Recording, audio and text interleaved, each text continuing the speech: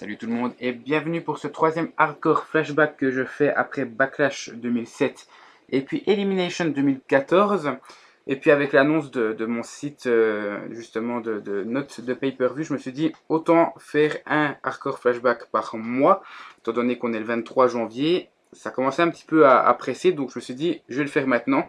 Et puis j'ai uniquement 3 DVD de pay-per-view en ma possession.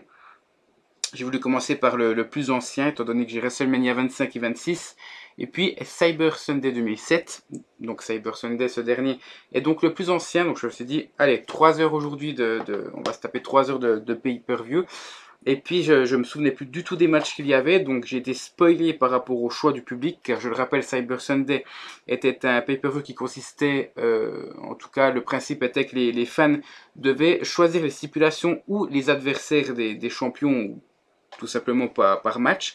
Et puis donc j'ai été spoilé, comme par exemple HBK a été choisi pour affronter Randy Orton pour le titre de la WWE, etc. Mais j'avais quand même quelques petits souvenirs parce que je vous rappelle que moi j'ai commencé à regarder le catch en août de 2006. Aujourd'hui on est en janvier 2015, donc j'ai une toute autre approche aussi vis-à-vis des lutteurs et des matchs en règle générale parce que j'ai grandi, j'ai évolué. À ce moment-là j'avais 16 ans. Aujourd'hui, j'en ai 23, donc il y a quand même beaucoup de changements, je trouve. Et puis, j'en parlerai aussi pour le premier match. Enfin, mon point de vue a quand même changé par rapport à certains lutteurs, donc j'en parlerai aussi dans cette vidéo. Et puis donc, pour les informations, ce pay-per-view a eu lieu le 28 octobre 2007 au Verizon Center à Washington DC. Voilà. Donc ça, c'est pour les petites informations. Il me semblait que j'avais encore quelque chose à dire. Oui, la pochette, comme vous le voyez, montre Candice Michel, si vous avez souvenir d'elle. Moi, j'ai très peu de souvenirs. Encore une fois, je le répète, j'ai pas été spoilé, mais je me souviens de quelques matchs. Et puis oui, bien sûr, je voulais préciser aussi que j'ai commencé à regarder les pay-per-view donc en direct ou le jour suivant de la WWE à partir de 2010. Depuis 2006, donc entre 2006 et 2010, les 4 premières années où j'ai découvert le catch, en tout cas pour les 2 premières années, je ne regardais pas les pay-per-view, tout simplement pas du tout, parce que je savais pas qu'on pouvait les regarder, j'avais pas d'ordinateur compétent, il y avait aucune histoire d'ADSL que je n'avais même pas en ce temps-là, donc j'avais un certain retard niveau informatique. Et puis donc qu'est-ce que je faisais pour connaître les résultats des pay-per-view? Je regardais Monday Night Raw tous les jeudis soirs, c'était sur RTL 9. Et j'attendais justement le jeudi suivant pour que Christophe Ajus et Philippe Chéreau nous donnent justement ces résultats. Et je me souviens très clairement que Shawn Michaels avait été choisi et qu'il avait perdu. Par contre, comment il avait perdu, je ne m'en souvenais plus. D'ailleurs, il n'a pas perdu. Randy Orton a conservé son titre, mais il n'a pas perdu. Mais ça, j'en parlerai plus tard.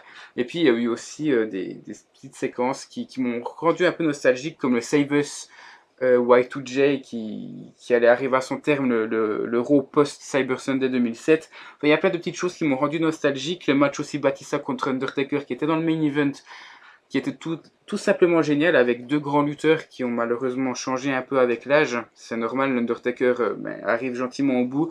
Batista avait aussi des problèmes lors de son retour l'année passée, des problèmes d'asthme. Enfin voilà, ce pay-per-view pour moi est un cadeau que j'ai fait. Je l'ai regardé pour la première fois en fait. Ça fait plusieurs années que je l'avais sous la main. Et puis je l'ai découvert avec vous, hormis les résultats. Certains je ne m'en souvenais plus, comme je l'ai dit. J'ai pu voir enfin ces quelques matchs que j'attendais une semaine tous les jeudis en fait. Entre 2 jeudis, j'attendais les résultats et j'avais jamais pu voir les matchs.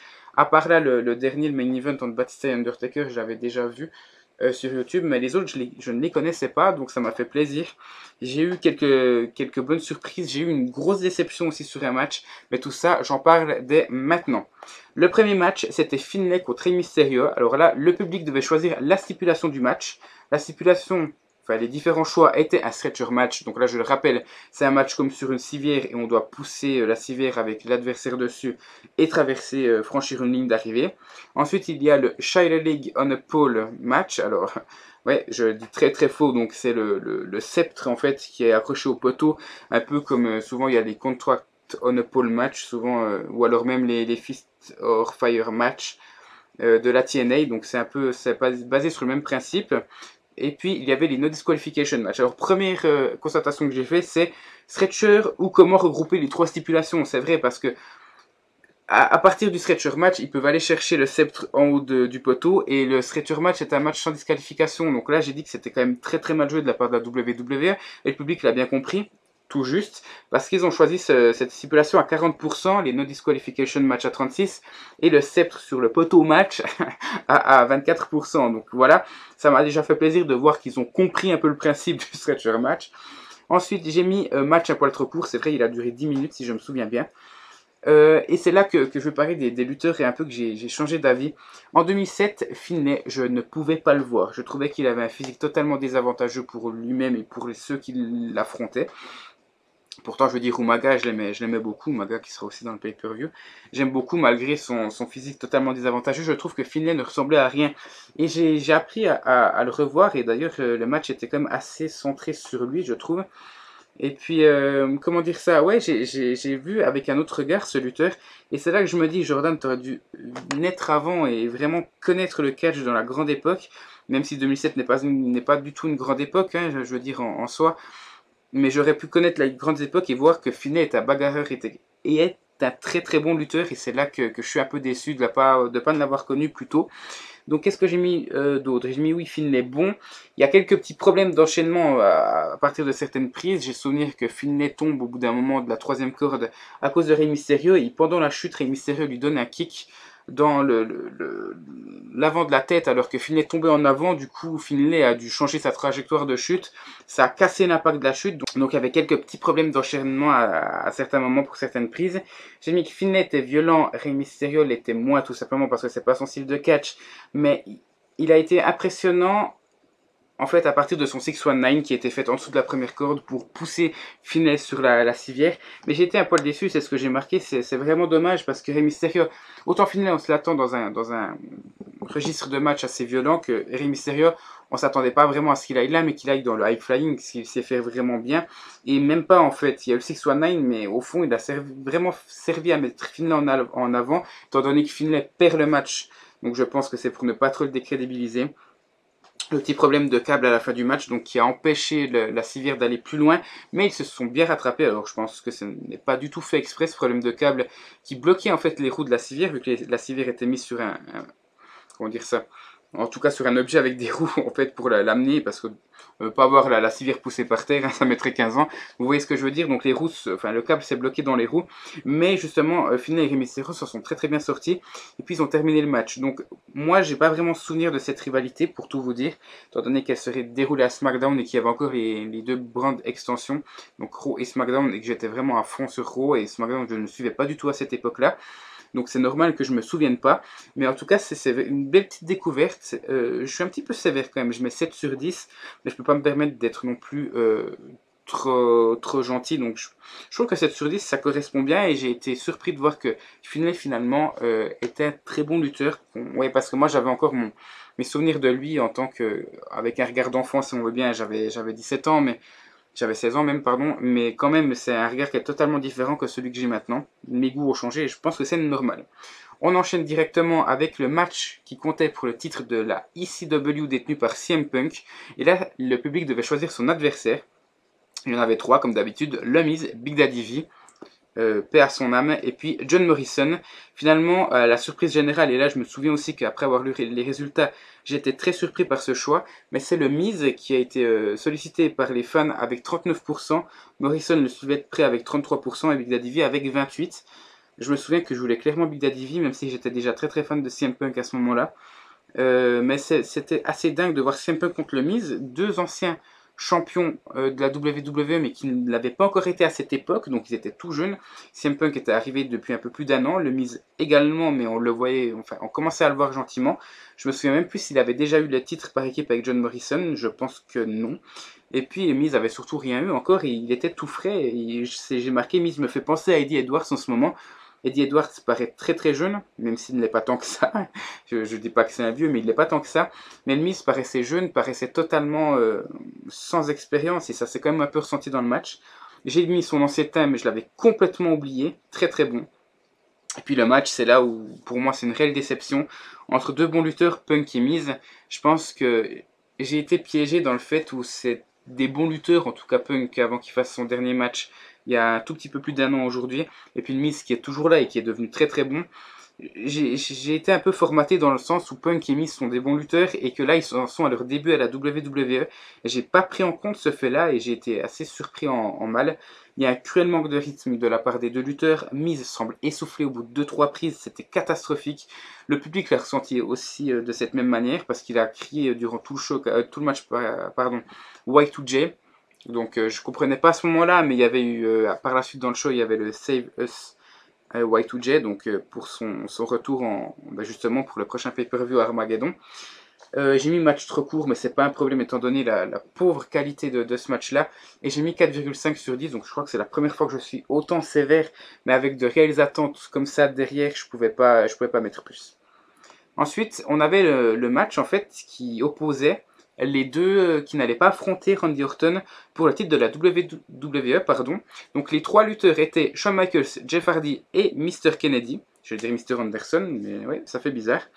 Donc c'est finalement Shawn Michaels qui devait affronter Randy Orton justement pour le choix du public avec un score quand même de 59%. Jeff Hardy le suivait mais de très très loin avec 31% et Mr. Kennedy avec 10%. Du coup, vu que Shawn Michaels affrontait Randy Orton pour le titre de la WWE plus tard dans le show, Jeff Hardy et Mr. Kennedy ont eu un match sur ordre du General Manager de Raw qui était à ce moment-là William Regal. Donc j'ai de très très bons souvenirs de ce show-là et de ces deux matchs-là en fait, je veux dire plutôt parce que justement ça fait partie de Raw et là je suivais vraiment assidûment. Randy Orton venait d'être champion il y a un mois ou deux sur ordre de Vince McMahon. Il avait ensuite perdu contre Triple H et avait regagné le titre par la suite. Dans le même show, c'était un No Mercy 2007, donc ouais, ça date d'un mois à peine, même pas, je crois que c'était début octobre, donc c'était la première fois qu'il était champion majeur, je crois, si je ne dis pas bêtises. Donc ouais, c'était vraiment le nouveau Randy Orton, si on veut bien, de Legend Killer, mais avec un rang au-dessus, donc ça fait très plaisir de le voir comme ça. Et du coup, donc ça c'était pour plus tard, et il y a eu le match Jeff Hardy contre Mr. Kennedy. Donc là aussi j'ai été surpris parce que je m'attendais à ce que Jeff Hardy gagne, j'avais ce souvenir là, et puis tout d'un coup j'ai repensé à ce qu'avaient dit Christophe Ajus et Philippe Chéreau, qui commentaient le show bien heureusement pour moi, parce que c'est toujours un plaisir de les entendre. Donc Christophe Ajus disait que Jeff Hardy avait dominé ces dernières semaines Mr. Kennedy, et que là justement ça a fait... Mr. Kennedy a gagné le match après une très très grande domination, donc je vous laisse aller voir le match, il est assez intéressant sans être vraiment très très bon. Là j'ai mis la note de 7,5 sur 10, je vais m'expliquer pourquoi, mais en fait le match a tourné autour de Kennedy dans le sens où ça a été son rythme, c'est lui qui dictait comme s'il était meneur du match en fait, et c'est ça qui m'a fait un peu bizarre, parce que ce schéma de match là, on ne le voit plus actuellement en 2015, 2014, 2015, on ne le voit plus et c'est dommage parce que ça permet de mettre en avant un lutteur et de mettre certes le deuxième un petit peu plus en retrait. Mais là, vu que Mr. Kennedy était plus ou moins nouveau dans la fédération, il était là quand même depuis 4 ans, et Jeff Hardy, il était quand même là depuis un beaucoup plus long moment que ça. Mais en fait, le match s'est tourné autour de Kennedy, frustré de ne pas avoir eu son match de championnat à cause du public. C'est 10%, je pense que ça fait mal quand même. Et c'est là, en fait, le rythme a été vraiment donné par Mr. Kennedy. Et puis Jeff Hardy a dû suivre, parce que Jeff Hardy est quelqu'un de beaucoup plus rapide, beaucoup plus vif que Kennedy. Et le petit côté négatif là-dedans, c'est que ça a perdu de la magie de Jeff Hardy. Vous voyez, Whisper in the Wind, Swanton Bomb, Twist of Fate, ça enchaîne assez rapidement. Et là, finalement, il n'y a pas eu ça. Aucune des prises, à part, je crois, si je me souviens bien, un Swanton Bomb qui a été raté. Mais voilà, du coup, ça a un petit peu de manque de magie, mais le match était plaisant tout de même, parce qu'il n'y a pas eu de cassure de rythme. Effectivement, le rythme était plus lent, mais ça n'a pas varié entre les deux lutteurs, parce qu'en règle générale, on suit le rythme d'un lutteur, là en l'occurrence de Kennedy, et puis normalement ça peut varier et enchaîner sur le rythme de l'autre, de Hardy, donc là du coup ça fait des contrastes de rythme qui ne sont pas forcément tout le temps appréciables. Là c'est resté au rythme de Kennedy et c'était totalement bon pour moi, et ça a rendu ce match plaisant, donc aucun problème de rythme, malgré qu'il soit un tout petit peu lent, mais il n'y a pas de cassure. Et puis j'ai mis finish bizarre alors qu'on pensait que Hardy la WWE faisait passer Hardy pour un résistant, dans le sens où peu importe quelle prise il va se ramasser, il va toujours se relever du décompte final, à moins que ça dure, et finalement il abandonne, il se laisse faire le tomber. Mais là en fait, il a été son propre ennemi dans le sens où il a fait sa prise, alors je sais plus comment elle s'appelle, j'ai un blanc, lorsqu'un lutteur est assis dans un coin du ring, et puis que Jeff Hardy court en fait dans sa direction, prend appui sur la troisième corde avec ses deux mains, et puis lui donne des coups de pied en fait, en demi-cercle. Enfin, j'ai plus le nom de la prise, je le mettrai peut-être en notification. Mais et finalement, Kennedy a esquivé la prise, pardon, et puis il a fait directement le tomber comme ça. J'ai j'aime pas vraiment en fait ce genre de finish dans un match. J'aime que ce soit classique avec un finisher, même plusieurs, à l'image du main event de ce show-là. Là, j'ai été un peu surpris, donc du coup, le finish, je ne l'ai pas trouvé non plus super bon. Voilà, donc là, 7,5 sur 10, il est un petit peu meilleur, je crois, que le premier match que j'avais donné à... Ouais, c'était 7 sur 10. Ouais, voilà, c'est les notes que je donne sans recul, hein, je vois le match, je donne la note directement. Voilà, ensuite, le quatrième match, c'était MVP contre Matt Hardy, comme vous le voyez là, sauf que Matt Hardy avait été blessé 2 jours avant lors de SmackDown.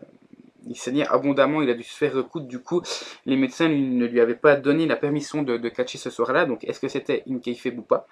Ça, je ne peux pas le savoir, je ne me souviens plus parce que c'est bien sûr pas précisé sur le DVD.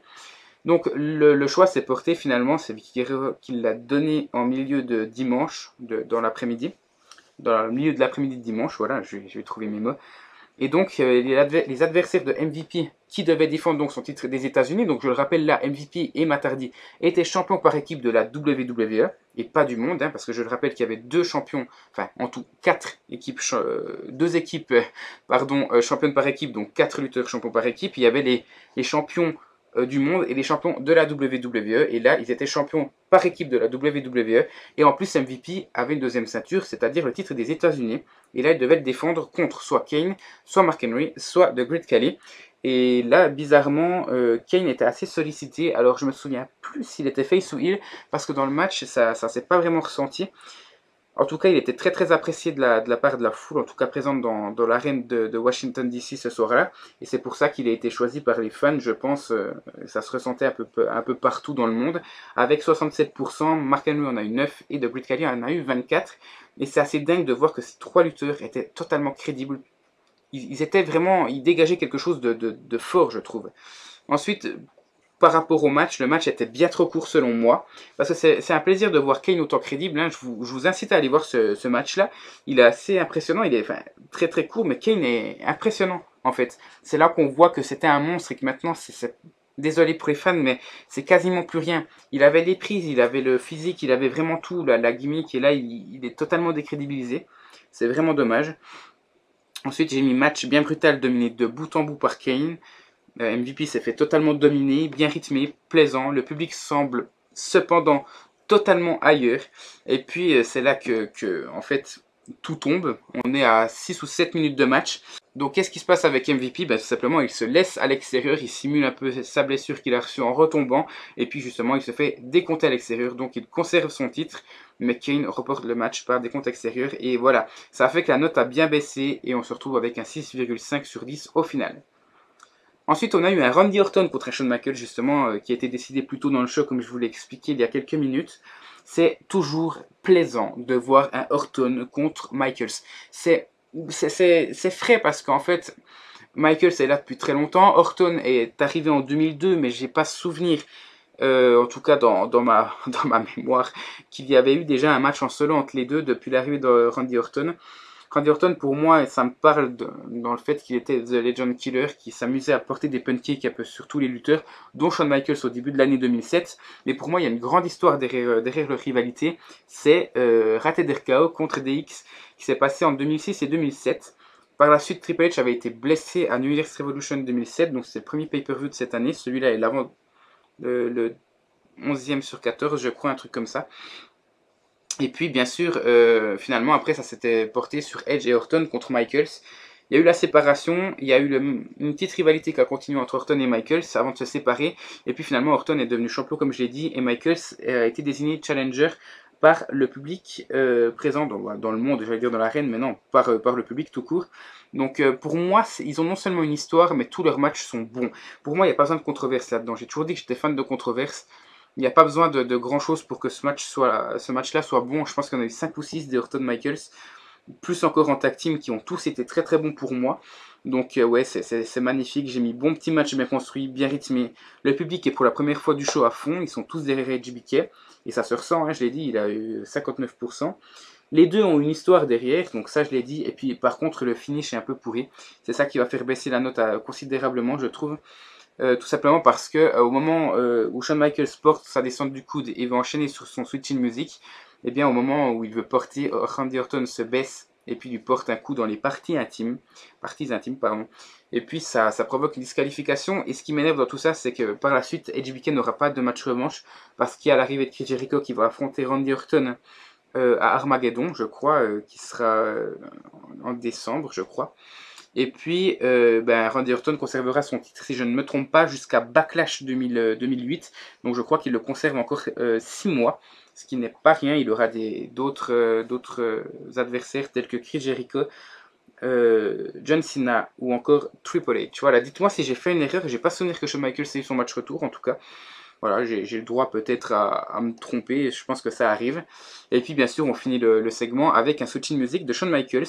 Et c'est pour ça que j'ai mis la note de 8 sur 10. Ça paraît peu, étant donné que j'ai beaucoup fait de louanges sur ce match-là. Mais pour moi, ça méritait pas plus. Voilà. Ensuite, on a l'avant-dernier match, Umaga contre Triple H. Une immense rivalité selon moi. J'ai beaucoup de souvenirs aussi par rapport à eux. Umaga qui est hyper puissant, Triple H aussi. Umaga qui sort vraiment... c'est le mec qui était indestructible encore à ce moment-là. Donc vraiment, ça fait plaisir de le voir. Enfin, indestructible, pas forcément. Il avait perdu son titre intercontinental contre Santino Marella. Il y avait eu la bataille des billionnaires à WrestleMania 23 plus tôt dans l'année. Donc voilà, il est pas si indestructible que ça, mais n'empêche que le gars, malgré ses défaites, était toujours autant un bourrin, totalement crédible, donc c'est pour ça que je le dis.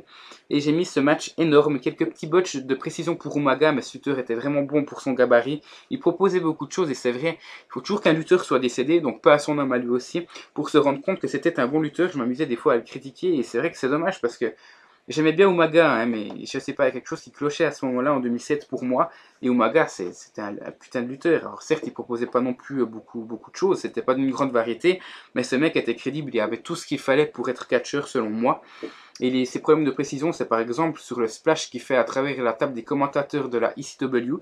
Oui, je rappelle qu'il y avait encore 3 tables des commentateurs propres à chaque roster, j'avais totalement oublié moi aussi.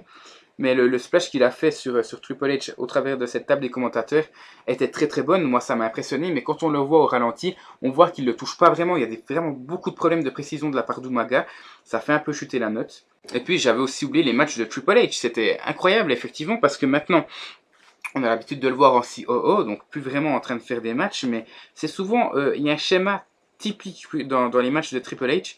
C'est qu'il y a une domination de la part de l'adversaire. Ensuite, il revient sur une courte durée avant de se refaire dominer.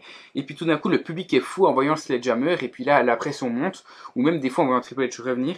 Et puis finalement, Triple H remporte assez souvent ses matchs. Et là, ça a été le cas avec le Sledgehammer. Triple H a remporté son match contre Umaga. Et oui, pour moi, ça me fait plaisir de voir des matchs comme ça. Parce que c'est pas du caviar, parce qu'on va pas aller jusque là. C'est un peu trop exagéré, mais c'est du très très bon. Et c'est pour ça que j'ai mis la note de 9 sur 10. Parce que c'est... Malgré quelques petits botches, quelques petites imperfections dans le match, c'est du parfait. On a 2 lutteurs puissants, le public semble totalement à fond dedans. Et pour moi, c'est très très bon. J'ai mis aussi le match bien construit de bonne durée. C'est 19 minutes, ça paraît court, mais comparé au reste du show, ça paraît bien. Parfois des manques de rythme, mais pas si grave. Et puis bien sûr, je le précise pas, mais le selling de Triple H est parfait. On peut pas demander mieux. Le mec, il vend les prises de son adversaire de façon parfaite, en tout cas dans ce match-là. Et puis on a le main event, enfin je ne parle pas du Divas Halloween costume qui est sans intérêt avec une victoire de Mickie James, je passe. Mais on a le main event, Batista qui défend son titre poids lourd contre The Undertaker. Batista n'a jamais gagné contre l'Undertaker et cette rivalité pour moi, c'est la rivalité 2007, la rivalité de l'année. Parce qu'on avait déjà eu le match à WrestleMania 23 lorsque Taker avait gagné le Royal Rumble et qu'il avait choisi Batista pour l'affronter. Taker avait gagné. Par la suite à Backlash et à un pay-per-view, je crois que c'était Judgment Day en mai. Il y a eu 2 matchs revanche où il y avait eu des matchs nuls, puis finalement Edge avait repris, je crois, la mallette de Kennedy et puis avait caché sur l'Undertaker. Ensuite, The Great Khali avait battu Edge et Batista a repris le titre à Khali dans un Punjabi Prison, je crois. Alors ce match était le match retour, je ne me souviens plus. Et du coup, on se retrouve de nouveau avec Batista contre l'Undertaker, cette fois-ci pour désigner un réel vainqueur, en sachant que Batista avait jamais gagné contre lui. Et puis là, la stipulation, en fait, le public devait choisir l'arbitre spécial. Donc en règle générale, à Cyber Sunday, ça a été le cas, je crois, à 2 ou 3 reprises. C'est Stone Cold Steve Austin qui s'est tapé ce rôle-là encore une fois avec 79%. Foley 11 et JBL 10. Et puis voilà, match incroyable. Il y a une armada de prises qui est monstrueuse quand même. On a le Old School, le Last Ride, le Shock Slam, le Triangle Shock de l'Undertaker. Et puis on a le Spear, le Spinebuster. et la Batista Bomb de Batista. Il manque juste Tombstone, quoi. Et sinon, on a des prises totalement crédibles. Pour moi, c'est incroyable. Match d'une durée acceptable aussi. Je crois qu'il fait seulement 5 secondes de plus que le match précédent, dans les 19 minutes 20, je crois. Le public est dedans. Il y a des problèmes de rythme de temps en temps, à cause principalement du taker, mais c'est pas flagrant non plus. C'est du très bon. Et puis la fin est épique. Vous savez, je dis souvent que les matchs sont faits en plusieurs phases. Il y a la phase de transitoire, si on veut bien, où là, les lutteurs commencent un peu à jauger pour voir qui aura l'ascendant psychologique. Ensuite, on a souvent des prises de soumission qui suivent un peu la première phase. Ensuite, on a le match en lui-même, donc ça alterne entre domination de l'un et de l'autre. Et puis après, on a la dernière phase, c'est-à-dire où le public commence à s'exciter, le rythme devient un peu plus puissant et les prises de finition s'enchaînent. Et là, vraiment, c'est là où j'ai dit toutes ces prises avant, ça s'enchaîne, ça s'enchaîne, ça s'enchaîne. Même Batista qui porte plusieurs prises, il finit par une Batista bombe. Ça ne suffit pas à battre l'Undertaker. Et puis il en porte une deuxième et c'est terminé. Batista bat pour la première fois l'Undertaker et conserve son titre poids lourd. Donc pour moi, à part les problèmes de rythme, j'ai rien à dire. Pratiquement rien à dire, c'est pour ça que je mets 9 sur 5. Et puis la note finale, elle se révèle être à 7,7. Ça paraît peu, ça fait un petit 4 étoiles, donc je mettrai sur le site qui va ouvrir au mois de mars. Mais pour moi, c'est un bon 4 étoiles, donc on voit que c'est pas non plus différent. Je pense que si j'avais pas commencé à noter, j'aurais mis un 4 étoiles de toute façon. Mais la note 17,7, pour moi, un bon 4 étoiles, c'est une note de 8. Donc vous voyez qu'on s'y rapproche quand même assez considérablement. Voilà. Eh ben, c'est mon plus long hardcore flashback, hein. On va s'approcher des 30 minutes. Merci d'avoir suivi cette vidéo. Comme je vous l'ai dit, je pense en faire un par mois. De toute façon, à partir du mois de mai, vous le savez, si on enlève les Open News et probablement les Open NXT qui seront là, mais de manière, par exemple, l'Open NXT il sera là de manière totalement irrégulière, eh bien, j'aurai que 3 vidéos par semaine. Il y aura le thème du 20, qui vous avez vu est une nouvelle version, mais ce n'est pas des vidéos de moi. Il y aura les Over the Results, une fois par mois. Et puis, je pense faire les hardcore flashbacks, parce que ça me tente beaucoup. Voir ce Cyber Sunday 2007, pour moi, c'est un bon pay-per-view. 2007, ça m'a rappelé plein de bons souvenirs avec les lutteurs qui étaient tous bien utilisés dans l'ensemble et qui dégagent beaucoup de charisme et beaucoup de crédibilité. Et puis l'ambiance, c'est 2007, c'est parfait. Ça me rappelle mes débuts de fan de la WWE. Ça faisait un peu plus d'un an que je suivais la WWE de manière assidue. Donc voilà, rien à dire, pour moi ça m'a fait plaisir. Donc dites-moi vous aussi en commentaire si ce PPV vous l'avez vu, comment vous l'avez trouvé et si les résultats vous avaient plu à cette période-là, si vous suiviez le catch. Et sinon de toute façon on se retrouve le mois prochain pour un futur hardcore flashback et je pense à WrestleMania 25. Voilà, comme ça vous êtes avertis. Allez, bye bye à tous.